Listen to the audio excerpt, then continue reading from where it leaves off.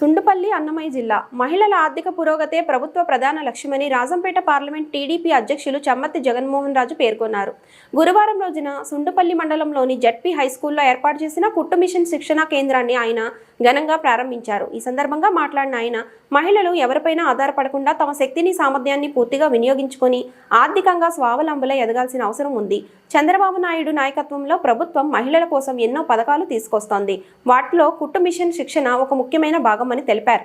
ఈ శిక్షణ కార్యక్రమంలో మహిళలకు 90 రోజుల పాటు శిక్షణ ఇచ్చి అనంతరం సర్టిఫికేట్ అందజేయడం జరుగుతుందని తెలిపారు. శిక్షణ పూర్తయిన తర్వాత ప్రభుత్వం వారి కోసం ఉచితంగా కుట్టు మిషన్లు అందించనున్నదని, తద్వారా మహిళలు స్వయం ఉపాధి ఏర్పరచుకునే అవకాశం కలుగుతుందని వివరించారు.